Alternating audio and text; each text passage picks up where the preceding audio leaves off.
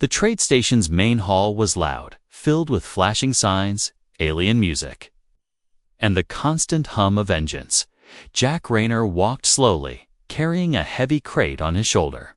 He worked as a cargo hauler, moving goods from one dock to another. It was not a glorious job, but it was honest, and it kept him alive around him. Tall reptilian guards laughed at a joke he could not hear. Their sharp teeth glinted under the neon lights. One of them looked at Jack and made a sound like a cough, but it was actually a laugh. The others joined in, their voices echoing across the hall. Jack kept walking, pretending not to notice. He had been here for 2 years. In that time, almost every alien he met treated him like he was slow, weak, or useless. Humans were rare in this part of the galaxy, and most aliens believed they were nothing special. Jack had learned to stay quiet and work hard. But that day, something happened that he would never forget. A huge alien soldier, covered in blue armor, stepped in front of him. Jack stopped. Shifting the crate's weight on his shoulder, the soldier grinned, showing rows of sharp teeth. "Careful, human," the alien said in a mocking tone. "You might drop that on your tiny feet." The aliens nearby laughed loudly. Jack said nothing. He only tried to move around the soldier, but the soldier moved again, blocking his way with a sudden push.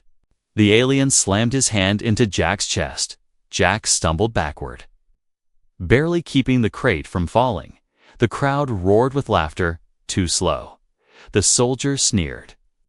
"No wonder your kind is dying out." Jack's hands tightened. Around the crate, he felt the heat rising in his chest, but he said nothing. His heart pounded in his ears, but his face stayed calm. He put the crate down gently, looked at the soldier for a moment, then turned and walked away. The laughter followed him like a shadow. That night, in his small, cramped room, Jack sat on his bed, staring at the wall. He had been insulted before, but this was different. The way the crowd laughed, the way the soldier looked at him, it was like they truly believed he was nothing. Jack closed his eyes in his mind. He saw the alien's grin, heard the cruel laughter. Something inside him shifted. He knew he could not stay here. He would leave this place, but he would not run away in shame. He would return one day. And when he did, no one would laugh. Early the next morning, Jack packed his few belongings into a worn bag. He left his work ID on the table. He didn't tell anyone he was going. At the docking bay, an old freighter pilot asked where he was headed. Jack simply said, "Outer Rim." The pilot frowned. "Dangerous out there? No one comes back." Jack just smiled faintly. "I will."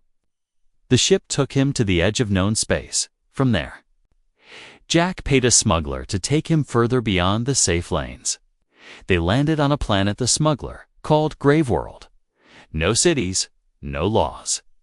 Only jungles and mountains crawling with deadly creatures. The smuggler warned him, "Stay here, and the beasts will eat you alive."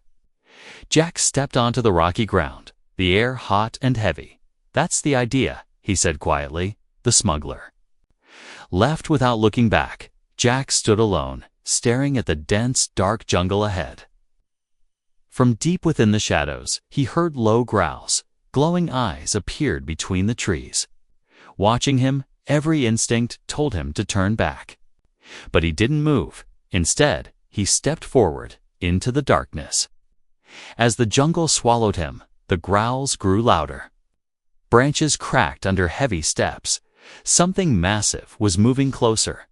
Jack tightened his grip on the small survival knife. At his belt, he knew he might not survive the night, but if he did, he would never be the same again. Somewhere behind him, on the trade station, the soldier was probably laughing again. Jack almost smiled at the thought. He whispered to himself, "Laugh while you can." Then the shadows closed around him, and the hunt began. The jungle was alive with sounds, 1,000 whispers of leaves, the calls of strange creatures, and the deep, rumbling growls of something huge moving in the shadows. Jack moved slowly, every step careful, his eyes scanning the dark. Humid air clung to his skin, and the smell of earth and wild animals filled his nose. Somewhere far off, a howl rose into the night. Low and long, it was answered by others, closer this time. He found a small clearing and lit a fire using dry branches.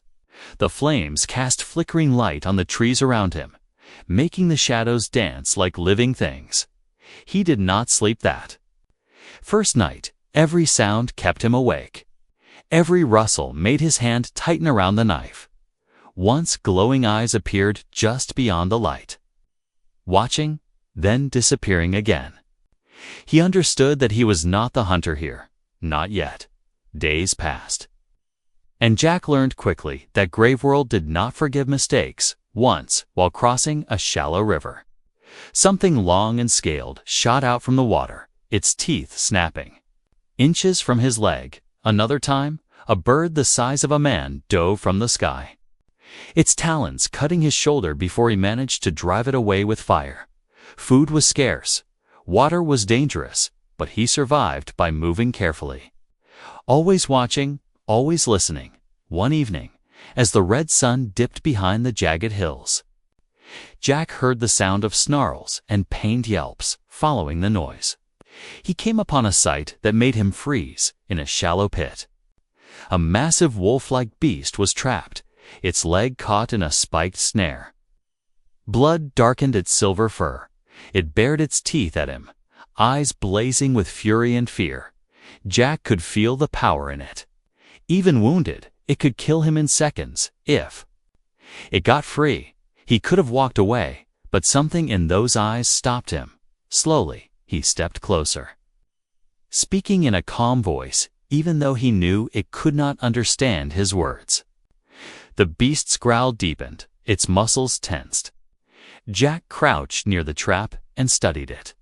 The metal was alien, strong. It took all his strength and the leverage of a broken branch to pry it open. The beast snarled as its leg came free.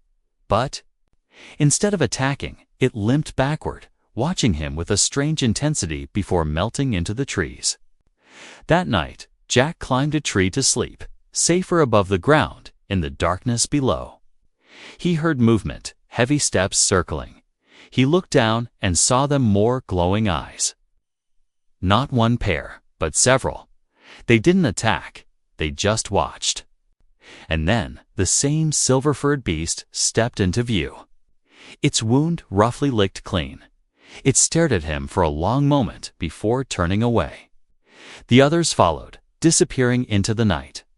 Over the next weeks, Jack began to see them more often. A pack of 6, led by the silver one. They would appear at a distance, hunting or drinking from the same streams, sometimes. He left pieces of meat from his own kills where they could find them. They began to linger closer, their eyes less hostile. He studied them, learning how they moved, how they signaled each other with body language and short, sharp sounds. Then came the day the jungle itself seemed to explode. A huge predator, part reptile, part insect, charged at Jack while he was skinning a small deer. Its legs pounded the ground, its jaws wide. Jack barely had time to raise his knife when the silver-furred beast slammed into the predator from the side, its pack following. The fight was a blur of snarls, claws, and snapping jaws. In minutes, the predator lay dead, the pack panting heavily. Blood steaming in the humid air. Jack stood there, chest heaving, looking at them. And for the first time, the silver beast walked up to him without growling. It sniffed his shoulder, then pressed its massive head lightly against him. The others watched. And Jack understood he had been accepted, not as prey, not as a threat, but as one of them. Life changed after that. He no longer hunted alone. The pack moved with him, guarded him at night, shared kills with him. He learned to run with them through the trees, to read their signals and warn of danger. He grew stronger, faster. His senses sharper, his reflexes quicker. The scars on his arms and legs were proof of his battles. But his eyes now held the same fierce light as the beast's. Seasons passed, and Jack's clothes were replaced with armor made from the hides of creatures he had slain. His knife was joined by spears and curved blades taken from other hunters who had not survived this world. The silver beast, now fully healed, walked at his side, larger than any alien hound. The pack moved like a single creature, and Jack moved with them, far beyond the jungle, in the trade station where laughter once followed him. No one knew what he had become. They still thought of him as the quiet human who walked away. But here, in the heart of the most dangerous world in the Outer Rim, Jack Raynor was no longer prey. He was part of a pack. And one day, when he returned, the galaxy would learn what it meant to laugh at a human. The trade station was not the same as when Jack had left. The walls were scarred from old battles. The air was tense, and the sound of distant gunfire echoed through the docking bays. Alien traders hurried through the corridors, whispering about a raider fleet that had blockaded the outer sectors. Guards stood at every entrance, weapons ready, but their eyes showed fear. In the main square, a crowd had gathered. They watched nervously as smoke rose from the far side of the station. The raiders had breached one of the cargo gates. Shouts and blaster fire filled the air. The defenders were falling back, their lines breaking. Panic spread like fire. Some shouted to flee, others to fight, but it was clear they were losing. Then a sound cut through the chaos, deep and wild. A long, echoing howl that didn't belong to any alien species on the station. It rolled through the corridors and into the square, making even the raiders pause. Whispers rippled through the crowd. Heads turned toward the east docking gate. The air grew colder, heavier from the smoke and shadows they came. 6 massive wolf-like beasts, their silver, black, and dark red fur glistening under the station lights. Their eyes glowed like molten gold. Moving in perfect formation, they padded forward with silent, deadly grace. Behind them walked a man in armor made of beast hide, a curved blade at his hip, a spear on his back, his face shadowed under a hood. At first, no one recognized him. The years had changed him. His shoulders broader, his stance like a predator ready to strike. The beasts parted just enough for him to step forward. When the hood fell back, the crowd gasped. It was the human, Jack Raynor, the one they had laughed at, the one they said had run away. The silver-furred beast stopped at his side, towering over him, its head level with his chest. Jack's eyes scanned the square, calm but cold. He said nothing at first, only looked at the alien guards, many of whom lowered their weapons without meaning to. The raiders saw him too, and one of them shouted, "It's just a man, kill him." They charged, their boots pounding the deck. Blasters raised, but before they could fire, the pack moved. The silver beast leaped first, smashing into the front line with bone-crushing force. The others followed, a blur of claws and teeth, their growls echoing through the station. Jack moved with them, fast and precise, his blade flashing under the lights. He didn't waste a single movement. Each strike dropped an enemy. He fought as if every breath was measured. The pack circled and struck, driving the raiders into confusion. They were trained soldiers, but nothing had prepared them for an enemy that fought like the wild and thought like a commander. The alien guards who once mocked him now stared, frozen. Some joined the fight, but it was clear the human and his beasts were leading it. Jack caught sight of a raider officer pulling back to regroup. He whistled sharply, a sound the pack understood instantly. 2 beasts broke off, moving faster than the eye could follow. The officer never made it to cover in the chaos. Jack's gaze fell on a familiar face, the blue-armored soldier who had humiliated him years ago. The alien stood frozen, blaster in hand, eyes wide. Jack walked toward him slowly. The fighting seemed to fade around them. The soldier's grip on the weapon trembled. When Jack was close enough, he stopped and stared, saying only one sentence, "You laughed." "Now you understand." Then he turned away, leaving the alien standing there, pale and shaking. The raiders began to fall back, their commander shouting for retreat. They had lost too many, their lines broken. The beasts chased them to the edge of the cargo bay, but at Jack's call, they stopped. Standing in a perfect line, watching as the surviving raiders fled into their ships. The doors sealed, and the station fell into a stunned silence. The crowd stared at Jack. No one dared speak. For a long moment, then, slowly, some began to cheer, the sound spreading through the square until it was a roar. Jack stood still, his pack at his side, his eyes scanning the faces. He saw no laughter now. Only awe, respect, and something else, fear, without a word. He turned and began walking toward the central hall, the beasts following like shadows. The crowd parted for them, no one stopping them, no one daring to get too close.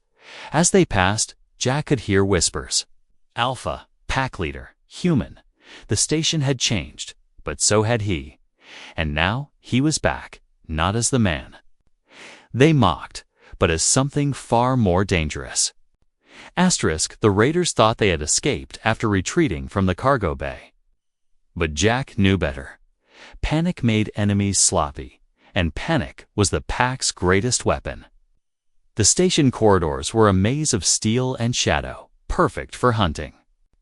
Jack moved silently through them, his beasts fanning out like streams of water, finding every path, their claws clicking softly against the floor.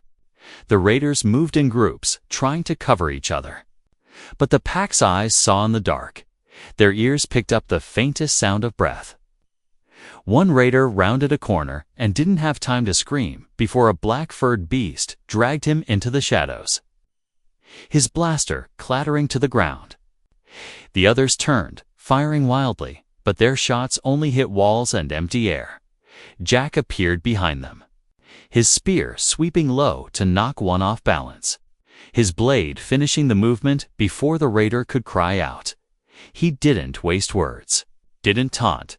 He just moved on, his senses tuned to every sound, every vibration in the floor ahead. He heard heavy boots running. The pack caught the scent too, and a low growl rippled between them in a narrow hallway. 3 raiders tried to hold their ground, setting up a barricade with crates. Their leader shouted orders, his voice trembling. Jack didn't attack head-on. Instead, he tapped the silver beast's shoulder, then slipped into a side passage. The beast vanished down another corridor. Moments later, the raiders turned at the sound of claws behind them. Their attention pulled just long enough for Jack to drop from above. The fight lasted seconds. The crates fell. The beasts tore through the opening, and silence returned, the smell of metal and ozone from blaster. Fire hung in the air. Jack wiped his blade and kept moving, his eyes cold, his breathing steady. He wasn't just fighting, he was teaching the raiders what it meant to be prey. Deeper in the station, alarms blared. Red lights strobed along the walls. The raiders' commander barked into his comms, demanding his troops regroup at Dock 6. Jack heard it too, and changed direction. If the commander thought gathering would make them stronger, he was wrong. Prey in a group was still prey. The pack moved with precision, cutting off escape routes, herding smaller groups toward Dock 6 without them realizing it. The raiders thought they were escaping, but Jack was driving them straight into the heart of the trap. By the time they reached the dock, the entire pack was waiting, perched high on crates, crouched behind support beams. The silver beast at the center, like a king awaiting his prey. Jack stepped out into the open. The commander froze, staring at him. "You're insane." The alien spat. "You can't win against trained soldiers." Jack tilted his head slightly, his voice calm. "Trained soldiers don't run." The commander roared for his troops to fire. Blaster bolts lit up the dock, but the pack was already moving. Dropping down like shadows with teeth, Jack wove through the chaos, each step placed with deadly care, striking where the line was weakest. The sounds were a mix of gunfire, growls, and screams. The beasts worked as one, pulling raiders off their feet, cutting them off from cover, forcing them into the open where Jack's blade found them. The commander tried to push forward, but the silver beast blocked him. The two circled, predator against predator. Jack's eyes never left them. One of the smaller raiders broke and ran for the dock doors. Jack didn't even look. A whistle cut through the noise, and a dark red beast took off after him, bringing him down. Before he reached the controls, there was no escape, only the hunt. The commander finally tried to retreat, but the silver beast lunged, slamming into him with enough force to crack armor. He staggered, and Jack was there, blade at his throat. The dock fell silent, except for the low growls of the pack. "Leave," Jack said, his voice like steel. "Tell whoever sent you that this station is under new protection." The commander's hands trembled as he nodded. Jack stepped back, the pack watching with unblinking eyes. The raiders who could still walk dragged the wounded toward their ships. No one looked back when the last door sealed. Jack turned to the alien defenders standing nearby, their faces pale, their weapons lowered. He said nothing to them, only whistled for the pack, and together they vanished down the corridor. The station was safe for now. But the fear Jack had planted in the raiders' minds would spread faster than any rumor.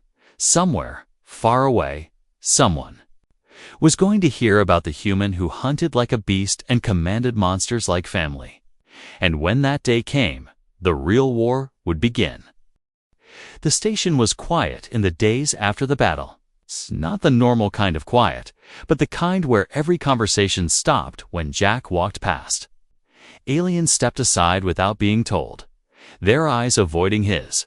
No one laughed anymore, yet despite what he had done, the Council of Alien Leaders didn't welcome him. They gathered in their tall glass chamber above the city sector, speaking in low voices, calling him dangerous, unpredictable. Some even whispered the word savage. Jack heard it all. He didn't care about titles or council approval, but he knew their doubt would spread, and doubt could weaken the station when the next threat came. He decided it was time to end the talk once and for all. The only way this galaxy understood strength was by showing it. News spread quickly that the human had requested a public duel. Not just any duel, but one against Kragan Vorn, the station's champion, a towering reptilian warrior covered in ceremonial puke armor. Kragan had never been defeated in open combat. The council saw it as a chance to humiliate Jack and prove he was nothing without his beasts. They agreed instantly.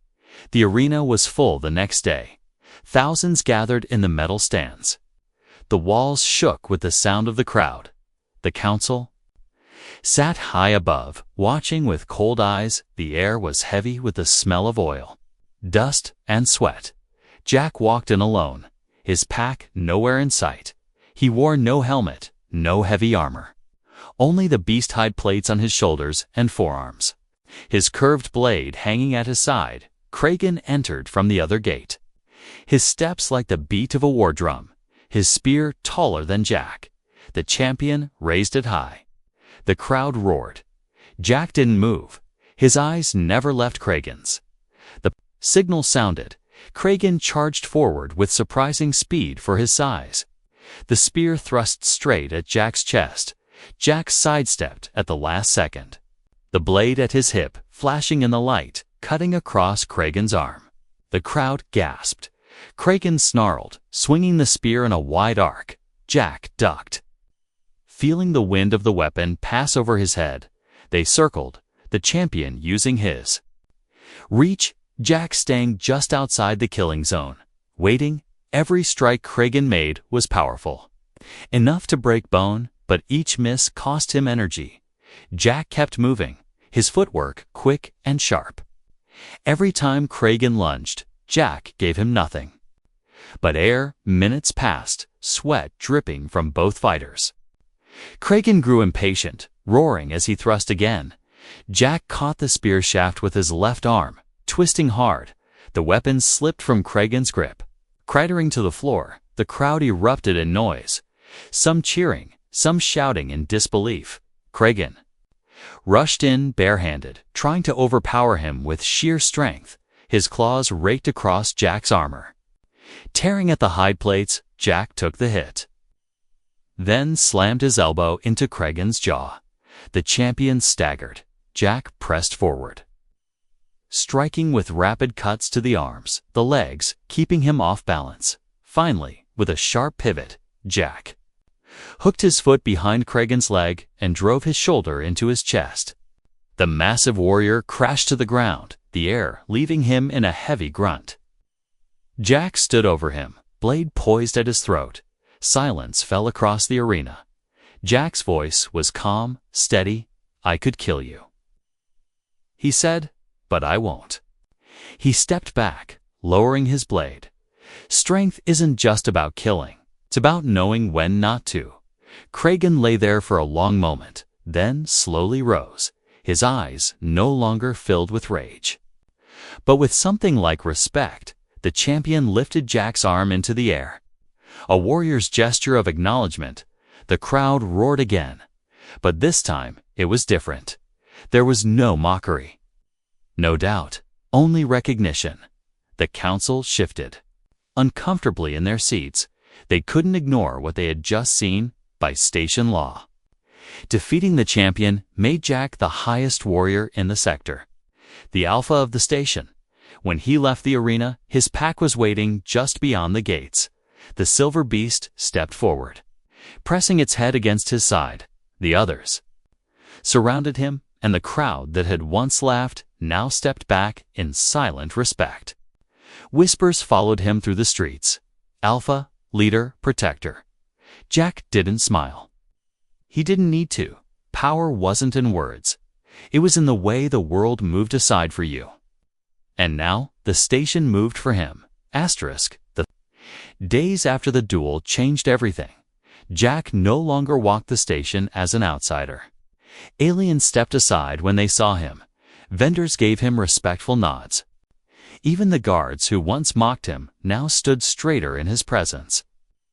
The law was clear. Defeating the champion made him alpha. And as alpha, his word carried weight across every sector of the station. He didn't waste that power on pride. Instead, he began to make changes. Patrols were doubled in the outer sectors where smugglers preyed on traders. The black market dealing of stolen goods was crushed in a week. The weak and poor were given access to food and medicine without bribes. Some aliens didn't like it, but they didn't dare challenge him. The pack became the station's new guard, moving through the streets like shadows, their glowing eyes enough to keep trouble away. The silver beast stayed closest to Jack, always watching, always listening. Every patrol ended with no need for blood, because no one wanted to test them. Yet beneath the calm, Jack knew peace on the station was fragile. Trouble didn't always come from inside. It came from the dark between stars. The first sign arrived. As a faint transmission caught by one of the comm officers, a scrambled message full of static. But Jack heard enough. An unknown fleet was moving through the sector, destroying or enslaving every outpost in their path. The council tried to keep it quiet, but Jack forced them to bring the news to him. They told him it was still far away, maybe weeks, maybe months. Their voices held the same uncertainty he had seen before battles. "If they come here," one counselor said, "we will negotiate." Jack's eyes narrowed. "Predators don't negotiate," he answered. He began preparing the station, not with the slow, hesitant methods of the council, but with the speed of someone who had survived the wild. Weapons caches were moved to every defense point, barricades built in key corridors. Fighters drilled day and night. He walked the docks himself, checking every ship, tightening every bolt. The pack adapted easily, learning the layout of the station's choke points. They trained alongside the guards, moving as one. The sight of a beast lunging from cover during drills shook even veteran soldiers. Jack taught them how to fight like the jungle: strike fast, vanish, strike again. Word spread beyond the station. Traders passing through carried tales of a human alpha with a pack of monsters. Some laughed, thinking it was exaggeration. Others avoided the station entirely, fearing the rumors were true. One night, as Jack stood on the observation deck, watching the endless field of stars, the silver beast padded up beside him, its golden eyes fixed on the void. Jack didn't speak, but his hand rested on its neck, the two of them staring into the darkness. Together, as if sensing the danger drawing closer, the warning came sooner than expected. A small cargo ship limped into the docks, its hull scorched, its crew trembling. They told of a fleet of black warships with no banners, their weapons tearing through defenses in minutes. They didn't take prisoners, only resources. They were heading toward the station, and fast. The council panicked, arguing over whether to flee or hide. Jack silenced them with a single look. "We stand," he said. "Running only tells them we are prey." The room fell silent. The council saw it. Now he wasn't asking. He was deciding. In the following days, the station became something else. Barricades sealed weaker corridors. Automated turrets were set in hidden positions. The docking bays were layered with traps. And the pack patrolled like they could already smell the coming blood. Jack walked through it all, his presence pulling the defenders together when fear rose. He reminded them of what they had already survived. When doubt whispered, he silenced it with plans sharper than any blade. His confidence spread like fire, burning away hesitation. On the last night before the fleet was due to arrive, the station was quiet again, not from fear, but from readiness. Every defender was in position, weapons loaded. The beasts lay in the shadows, their ears twitching at every sound. Jack stood at the central command deck, eyes on the long range scanners. The first blip appeared, then another, then dozens. They were here. He didn't flinch, his voice steady as he gave the order. Lock the gates, power the guns, and remember. He paused, his gaze sweeping over every face in the room. "We are the hunters now," the silver beast growled low, the sound echoing in the metal chamber. And somewhere deep in the station, the pack answered. The void outside filled with the shapes of enemy ships, black against black, moving closer. Engines burning like the eyes of predators in the dark. Jack's grip tightened on his blade. He had been waiting for this. The first shot hit the station like a thunderclap. Metal screamed as the outer shields flared. The lights flickered, and the air filled with the low hum of emergency power. Jack didn't look away from the tactical display. Enemy ships were closing in from three sides, their formation tight, their weapons hammering the defenses in perfect rhythm. The council members clung to the edges of the command deck, whispering in fear, but Jack's voice cut through. Calm and sharp. Sector 4. Return fire. Don't waste shots. Hit engines, not armor. His orders moved through the comms like lightning. The defenders on the walls answering with controlled bursts. The first enemy ship exploded, pieces scattering into the void. A cheer rose from the gun crews, but Jack didn't join them. He knew it was only the beginning. The real fight would be inside the station. The moment the first enemy boarding craft punched through the docking bay doors, the pack moved, shadows with teeth and claws, their growls echoing in the metal halls. The raiders poured in with blasters ready, but the beasts hit them before they could fire. Jack was right behind, his blade slicing through armor like cloth. His movements precise, every strike a kill. They fought in tight corridors where numbers meant nothing. The pack darted through vents and maintenance shafts, cutting off escape routes, driving the enemy into choke points. Jack moved like he had in the jungle, vanishing from one place and appearing in another.